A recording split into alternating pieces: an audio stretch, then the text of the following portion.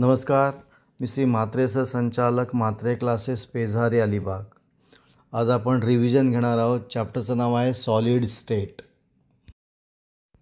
त्यातले पॉईंट आहेत: type of solid, classification of crystalline solid, crystal structure, cubic system, packing of particle in crystal lattices, packing efficiency, crystal defect, electrical property of solid आणि magnetic property of solid. आपला topic आहे crystalline solid आणि amorphous सॉलिडमधला फरक, difference बघायचा आहे. मग crystalline सॉलिडमध्ये कन्स्टिट्युएंट पार्टिकलची arrangement कशी असते तर रेग्युलर असते, पिरियॉडिक असते. क्रिस्टलाइन सॉलिडमध्ये रेग्युलर अरेंजमेंट असते आणि ॲमॉर्फसमध्ये रँडमली असते ती. सेकंड, क्रिस्टलाइनचा मेल्टिंग पॉईंट जो आहे तो येणारा शार्प मेल्टिंग पॉईंट आहे आणि ॲमॉर्फसचा येणारा शार्प मेल्टिंग पॉईंट नाही त्याचा. They have no sharp melting point. तिसरा डिफरन्स आहे, क्रिस्टलाइन सॉलिड हा ॲनिसोट्रॉपिक आहे. मग ॲनिसोट्रॉपिक म्हणजे काय तर डायरेक्शन बदलल्यावर फिजिकल प्रॉपर्टी बदलतात, म्हणजे they have different physical property in different direction. आणि ॲमॉर्फस सॉलिड कसं आहे, आयसोट्रॉपिक आहे, म्हणजे डायरेक्शन बदलल्यावर प्रॉपर्टी बदलत नाही. They have same physical property in all direction. Crystalline सॉलिडमध्ये काय बोला, लॉंग रेंज ऑर्डर आहे, they are long range order. आणि ॲमॉर्फसला कशी आहे बोला, शॉर्ट ऑर्डर आहे. आणि एक्झाम्पल घेतलं आपण क्रिस्टलाइनचं तर आईस, NaCl, आणि ॲमॉर्फसचं एक्झाम्पल करणार आहे ग्लास आणि रबर. आता सिम्पल क्युबिक युनिट सेल, याच्यामध्ये 8 पार्टिकल 8 कॉर्नरवर असतात आणि म्हणून number of particle per unit cell बरोबर 1/8 × 8 आणि त्याची किंमत 1 असते. म्हणजे सिम्पल क्युबिकमध्ये नंबर ऑफ पार्टिकल 1 असतात पर युनिट सेल. आता body centre cubic unit cell म्हणजे BCC, याच्यामध्ये 8 पार्टिकल 8 कॉर्नरवर असतात आणि 1 पार्टिकल सेंटर ऑफ क्यूबच्या सेंटरला असतो. मग नंबर ऑफ पार्टिकल किती असतील पर युनिट सेल, 1/8 × 8 + 1 आणि म्हणून 1 + 1 2. मग याच्यामध्ये पर युनिट सेलला 2 पार्टिकल असतात. कशामध्ये, बॉडी सेंटर युनिट सेलमध्ये. आता face centre cubic unit cell म्हणजे FCC, याच्यामध्ये 8 पार्टिकल 8 कॉर्नरवर असतात आणि 6 पार्टिकल 6 फेसवर असतात. आणि म्हणून नंबर ऑफ पार्टिकल कसे असतील, 1/8 × 8 + 1/2 × 6 म्हणजे 1 + 3 म्हणजे 4 पार्टिकल पर युनिट सेल. म्हणजे FCCमध्ये 4 पार्टिकल पर युनिट सेलमध्ये असतात. आता पुढचा टॉपिक आहे relation between density of substance म्हणजे रो आणि edge length of unit cell म्हणजे A. म्हणजे रो आणि A मधलं रिलेशन विचारलेलं आहे. मग सिम्पल, रो म्हणजे डेन्सिटी म्हणजे काय बोला, mass of unit cell upon volume of unit cell. मग रो बरोबर mass of unit cell upon volume of unit cell. But mass of unit cell म्हणजे करणार आहे M × N, म्हणजे एका पार्टिकलचं मास गुणिले नंबर ऑफ पार्टिकल म्हणजे आलं M × N. आणि व्हॉल्यूम ऑफ युनिट सेल किती आलं, A³. लेंथ आहे A, मग व्हॉल्यूम किती येईल बोला, A³. मग रोची किंमत आलेली आहे N × M अपॉन A³. आता याच्यामध्ये फक्त स्मॉल एमची किंमत भरायची आहे. स्मॉल एम म्हणजे मोलर मास अपॉन ॲव्होगाड्रोज नंबर. मग स्मॉल एमची किंमत आपण किती भरणार आहोत, M अपॉन Na. मग आपला फॉर्म्युला होता रो बरोबर small m × N upon A³. फक्त एमची किंमत भरूया, कॅपिटल M अपॉन Na. मग इक्वेशन होईल rho = capital M upon Na into वरती N अपॉन A³. मग रोचा फॉर्म्युलाला rho N capital M upon A³ Na. याला म्हणतो रिलेशन बिटवीन डेन्सिटी आणि edge length of unit cell. आता पॉईंट आहे classification of solid on the base of electric property. मग इलेक्ट्रिक प्रॉपर्टीवर सॉलिडचे 3 प्रकार पडतात, एक कंडक्टर, इन्सुलेटर आणि सेमीकंडक्टर. आता कंडक्टरचं एक्झाम्पल घेतलं कॉपर आणि अल्युमिनियम, आणि याची कंडक्टिव्हिटी आहे 10⁻⁴ ते 10⁻⁷ ohm per ohm per metre. आणि याच्यामध्ये बँड गॅप नसते. याच्यामध्ये करणारा बँड गॅप म्हणजे करणारा कंडक्शन बँड आणि व्हॅलन्स बँडमध्ये गॅप नसते, ते ओव्हरलॅप असतात. आता इन्सुलेटर म्हणजे ज्यातून करंट फ्लो होत नाही. एक्झाम्पल घेतलं आपण डायमंड, आणि याची कंडक्टिव्हिटी आहे 10⁻20 ते 10⁻10 ओमपर्यंत. याच्यामध्ये कंडक्शन बँड आणि व्हॅलन्स बँडमध्ये मोठी गॅप असते आणि म्हणून इलेक्ट्रॉन तिथे जंप होत नाही आणि म्हणून आपल्याला त्या ठिकाणी कंडक्टिव्हिटी मिळत नाही. आता पुढचा टाईप आहे सेमी कंडक्टर. एक्झाम्पल आहे सिलिकॉन आणि जर्मेनियम. याची कंडक्टिव्हिटी कशामध्ये आहे 10⁻6 ते 10⁴ पर्यंत आहे. याच्यामध्ये कंडक्शन बँड आणि व्हॅलन्स बँडमध्ये छोटीशी गॅप असते, स्मॉल एनर्जी गॅप असते आणि म्हणून इम्प्युरिटी ॲड केल्यानंतर किंवा टेम्परेचर ॲड केल्यानंतर यातून कंडक्टिव्हिटी मिळते आपल्याला. म्हणजे आपले 3 प्रकार झालेत, मेटॅलिक कंडक्टर, एक इन्सुलेटर आणि एक येणार आहे सेमी कंडक्टर. आता आपल्याला बघायचं आहे classification of solid on the basis of magnetic field. म्हणजे मॅग्नेटिक फील्डवर करणाऱ्या सॉलिडचे किती प्रकार पडतात.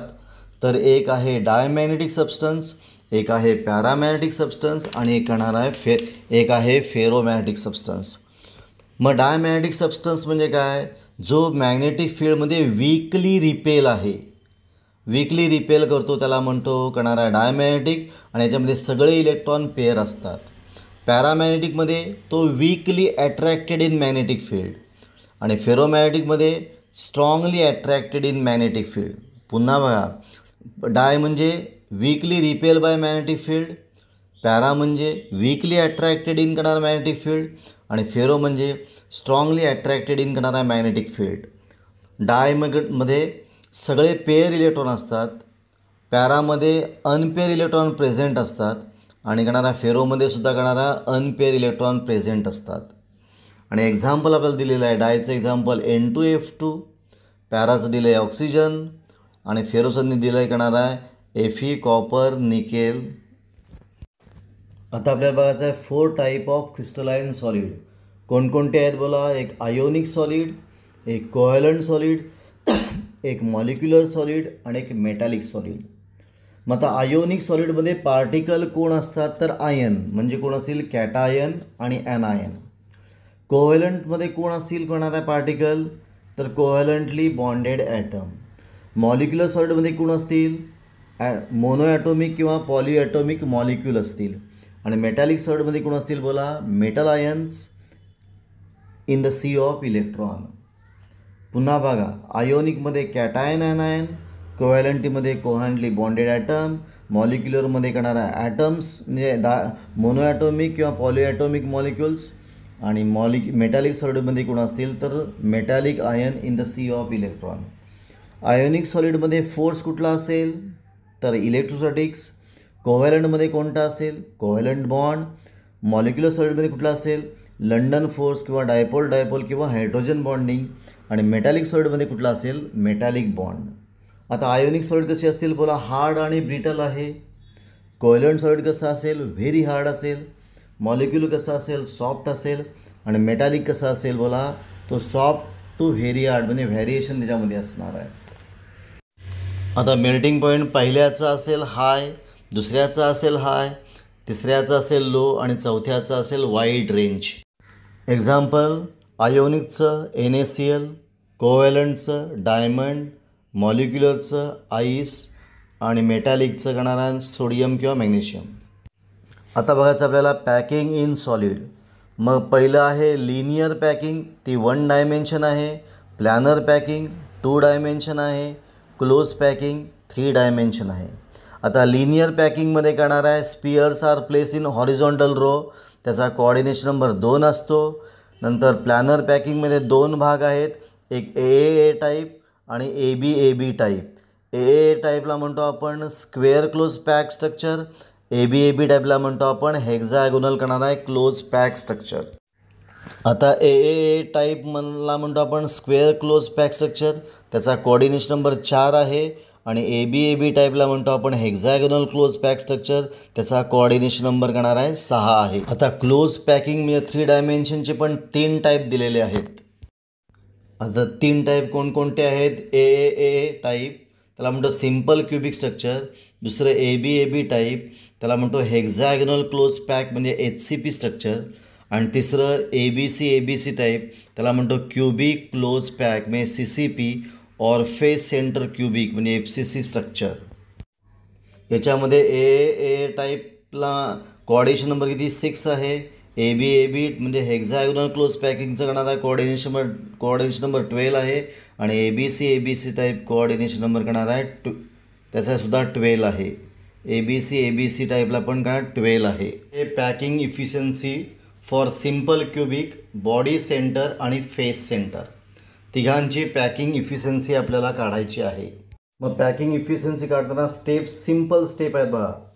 पहिलं रेडियसची किंमत काढायची, नंतर व्हॉल्यूम ऑफ पार्टिकलची किंमत काढायची, नंतर टोटल व्हॉल्यूम ऑफ पार्टिकल, आणि शेवटी त्याला करणार आहे द व्हॉल्यूम ऑफ करणार आहे युनिट सेलने डिव्हाइड करायचं. 4 स्टेप कोणत्या? पहिली स्टेप रेडियस, दुसरं व्हॉल्यूम ऑफ पार्टिकल, तिसरं टोटल व्हॉल्यूम ऑफ पार्टिकल, आणि चौथं त्याला टोटल व्हॉल्यूम ऑफ पार्टिकलला आपल्याला व्हॉल्यूम ऑफ युनिट सेल म्हणजे A³ डिव्हाइड करायचं आहे. आता बस स्टेप फर्स्ट. सिम्पल क्युबिकमध्ये आरची किंमत आहे A/2. आर रेडियस किती बोला? एज लेंथ अपॉन 2 म्हणजे A/2. बॉडी सेंटरमध्ये किंमत आहे आरची √3/4A, √3/4 इंटू A. आणि फेस सेंटरमध्ये किंमत आहे R √2/4 इंटू A. म्हणजे पहिली स्टेप तिघांची झालेली आहे. पहिल्यामध्ये रेडियस A/2 आहे, दुसऱ्यामध्ये रेडियस √3/4A आहे, आणि तिसऱ्यामध्ये रेडियस करणारा √2/4 इंटू A आहे. तिघांचं व्हॉल्यूम काढायचं आहे. मग व्हॉल्यूमचा फॉर्म्युला 4/3πr³. फक्त आरची किंमत काढायची आहे. पहिल्या केसमध्ये आरची किंमत A/2 टाकायची आहे, दुसऱ्या केसमध्ये आरची किंमत √3/4 इंटू A टाकायचं आहे, आणि तिसऱ्या केसमध्ये आरची किंमत √2/4 इंटू A. मग या 3 किंमत टाकायची, त्या 3 किंमती टाकायच्या आहेत. मग पहिल्यामध्ये किंमत आपण A/2 टाकली, मग आपली किंमत येईल व्हॉल्यूम बरोबर 4/3π A/2चा क्यूब. मग A/2चा क्यूब काय येईल बोला? तो A³ 8 येईल. आणि मग ती ॲडजस्टमेंट केल्यानंतर आपलं उत्तर येणार आहे πA³/6. पहिल्या केसमध्ये πA³/6 व्हॉल्यूम येईल. दुसऱ्या केसमध्ये व्हॉल्यूम बरोबर 4/3πr³. आरची किंमत भरली आपण √3A/4 किंमत भरली, आणि मग ती किंमत टाकल्यानंतर उत्तर आलं √3πA³/16. आणि तिसऱ्या केसमध्ये फेस सेंटरमध्ये परत V बरोबर 4/3πr³. आरची किंमत भरली आपण √2/4A. मग ही किंमत टाकल्यानंतर उत्तर आलं πA³/12√2. मग तिघांचं व्हॉल्यूम झालेलं आहे, व्हॉल्यूम ऑफ पार्टिकल. आता टोटल व्हॉल्यूम ऑफ पार्टिकल जर काढायचं असेल तर नंबर ऑफ पार्टिकल काढले पाहिजे. मग पहिल्यामध्ये एकच पार्टिकल आहे, आणि म्हणून उत्तर काय बोला? πA³/6 into 1. मग तीच किंमत आलेली आहे, आणि त्याची किंमत आली करणार आहे 0.5237 इंटू काय बोला A³. दुसऱ्यामध्ये 2 पार्टिकल आहेत, आणि म्हणून करणार आपण त्याला √3πA³/16ला आपण 2ने मल्टिप्लाय केलं तर येईल √3πA³/8, आणि त्याची किंमत आहे 0.68 इंटू A³. तिसऱ्यामध्ये 4 पार्टिकल आहेत, म्हणजे 1/8 इंटू 8 आणि 1/2 इंटू 6, म्हणजे ते 1+3 म्हणजे 4 पार्टिकल आहे, आणि म्हणून करणारा टोटल व्हॉल्यूममध्ये 4ने आपण गुणलं. मग πA³/12√2 इंटू 4, मग ते आलं πA³/3√2.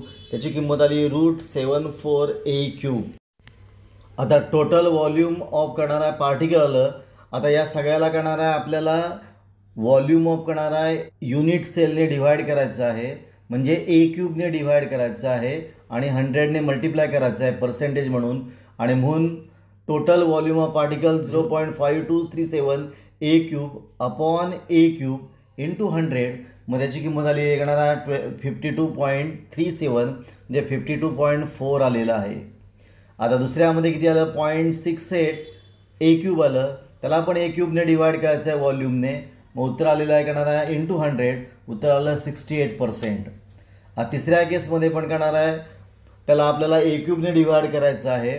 मग 0.74 ए क्यूब अपॉन ए क्यूब याची किंमत 0.74, पण त्याला 100ने मल्टिप्लाय केल्यावर 74% येतात. ही झाली तिघांची पॅकिंग इफिशियन्सी. पॉईंट आहे क्रिस्टल डिफेक्ट. मग क्रिस्टल डिफेक्ट का आहे, तर irregularity in arrangement of constituent particle in solid crystal. म्हणजे सॉलिड क्रिस्टलमध्ये जे पार्टिकल आहेत त्याची अरेंजमेंटची इरेग्युलरिटीला म्हणतो आपण क्रिस्टल डिफेक्ट. आता जनरली क्रिस्टल डिफेक्टचे 3 प्रकार पडतात. एक पॉईंट डिफेक्ट, लाईन डिफेक्ट आणि प्लेन डिफेक्ट. त्यातला आपल्याला बघायचं आहे पॉईंट डिफेक्ट.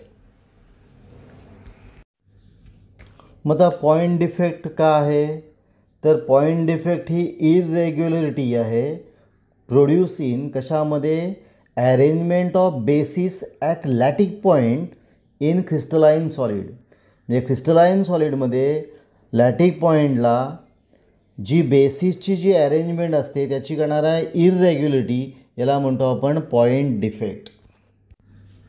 आता पॉईंट डिफेक्टचे 3 प्रकार पडतात.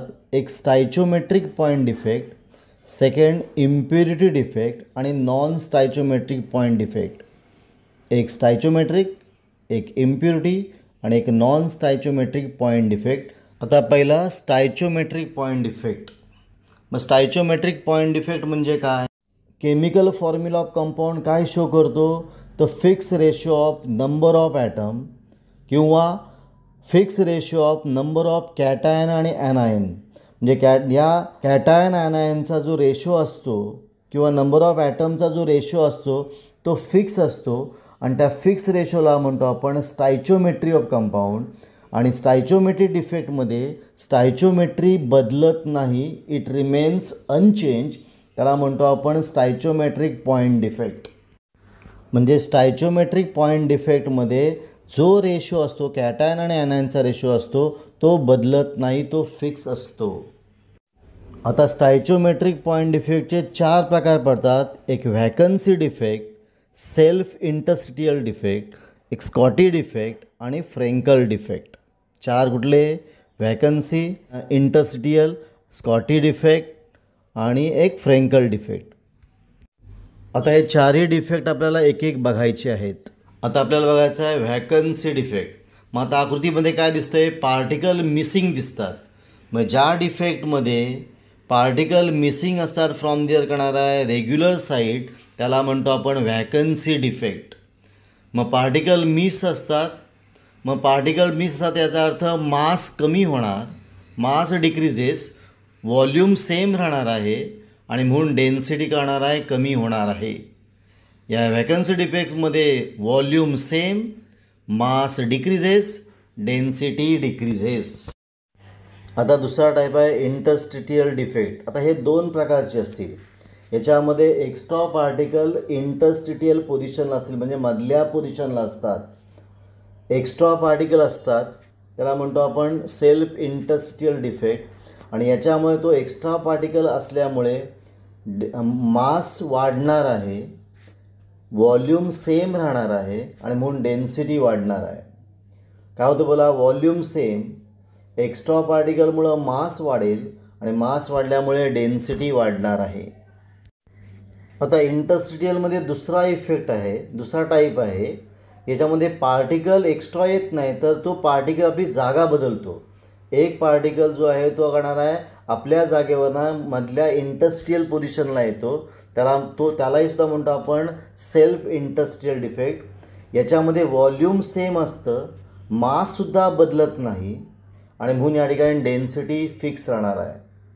याच्यामध्ये व्हॉल्यूम सेम, मास पण सेम आहे आणि म्हणून डेन्सिटी काय राहणार आहे, सेम राहणार आहे.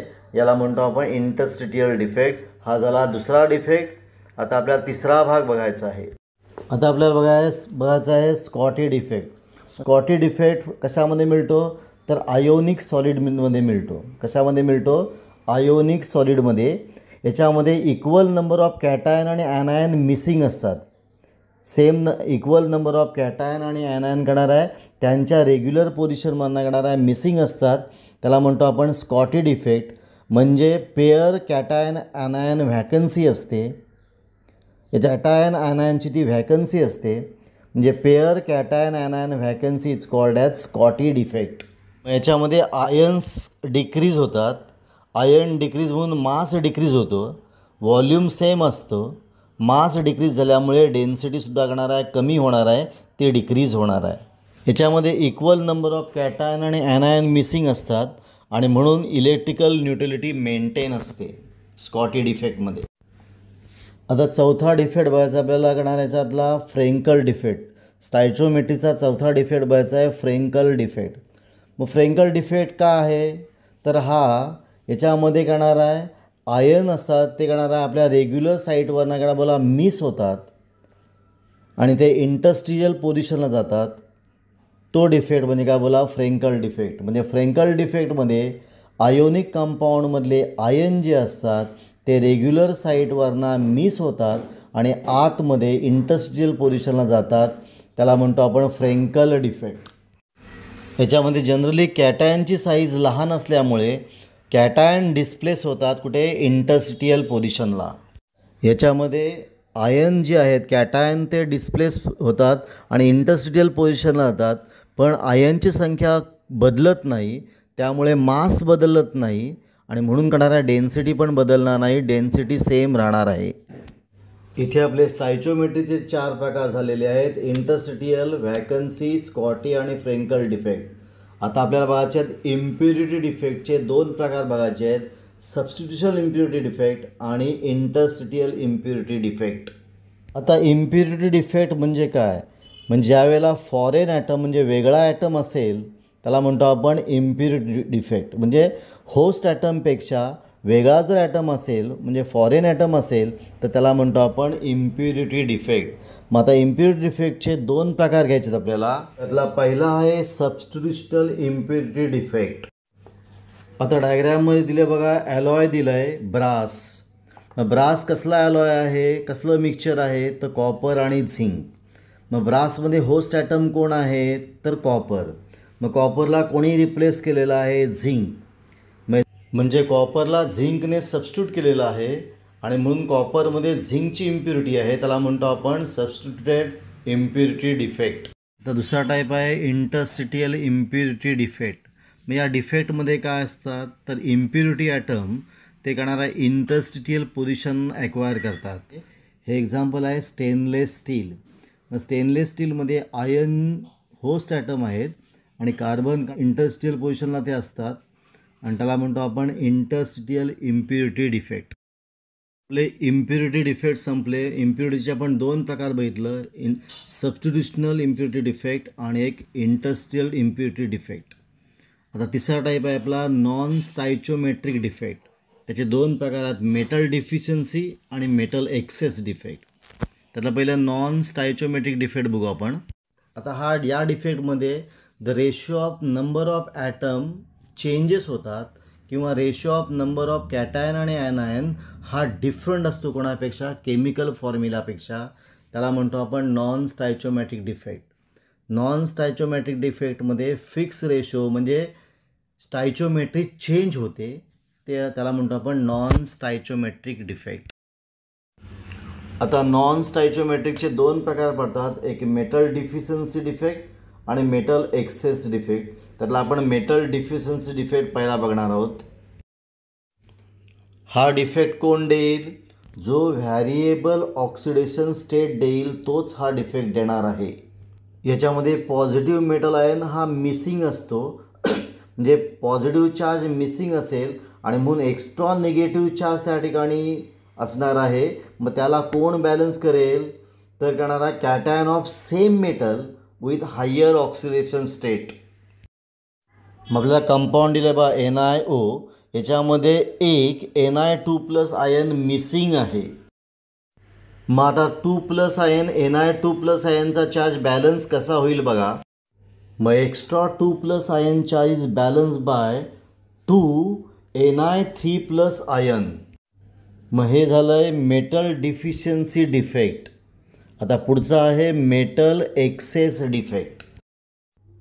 आता मेटल एक्सेस डिफेक्ट दोन टाईपचा आहे. त्याच्यामध्ये पहिल्या टाईपमध्ये neutral atom occupy interstitial position आणि second extra positive ion occupy interstitial position. या डायग्राममध्ये बघा, झिंक न्यूट्रल ॲटम इंटरस्टियल पोझिशनला येतो. हा झाला पहिला टाईप. आता या डायग्राममध्ये बघा, Zn2+ आयन्स आणि इलेक्ट्रॉन इंटरस्टियल पोझिशनला येणार आहेत. म्हणजे या दोन्ही केसेसमध्ये मेटल एक्सेस डिफेक्ट, म्हणजे पहिल्यामध्ये आला झिंक न्यूट्रल ॲटम आणि दुसऱ्यामध्ये झिंक आयन आणि इलेक्ट्रॉन. इथे आपले नॉन स्टायचोमेट्रिकचे दोन टाईप्स जे होते, म्हणजे मेटल डिफिशियन्सी डिफेक्ट आणि मेटल एक्सेस डिफेक्ट, हे दोन्ही संपतात. इथे आपला क्रिस्टल डिफेक्ट हा पॉईंट संपलेला आहे. आपण 3 भाग घेतले, पॉईंट डिफेक्ट, लाईन डिफेक्ट आणि प्लेन डिफेक्ट. त्यातला पॉईंट डिफेक्ट घेतला. पॉईंट डिफेक्टचे 3 प्रकार, स्टायचोमेट्रिक, इम्प्युरिटी आणि करणारा नॉन स्टायचोमेट्रिक. स्टायचोमेट्रिकचे 4 प्रकार येते आपण, इंटरस्टियल, व्हॅकन्सी इफेक्ट, स्कॉटी इफेक्ट आणि फ्रेंकल इफेक्ट. इम्प्युरिटीचे 2 टाईप घेतले आपण, सबस्टिट्यूशनल डिफेक्ट आणि करणारा आहे इंटरस्टियल इम्प्युरिटी डिफेक्ट. आणि नॉन स्टायचोमेट्रिकचे 2 टाईप घेतले आपण, मेटल डिफिशियन्सी आणि मेटल एक्सेस इफेक्ट. इथे आपला पॉईंट क्रिस्टल डिफेक्ट हा संपलेला आहे. इथे सॉलिड स्टेट हा चॅप्टर संपलेला आहे. आपण इथे थांबूया. तुम्हाला व्हिडिओ कसा वाटला? चांगला वाटला असेल, आवडला असेल तर शेअर करा, सबस्क्राईब करा. जास्तीत जास्त लोकांपर्यंत हा व्हिडिओ पोचला पाहिजे. आपण इथे थांबू. पुन्हा भेटू आपण नवीन व्हिडिओ घेऊन.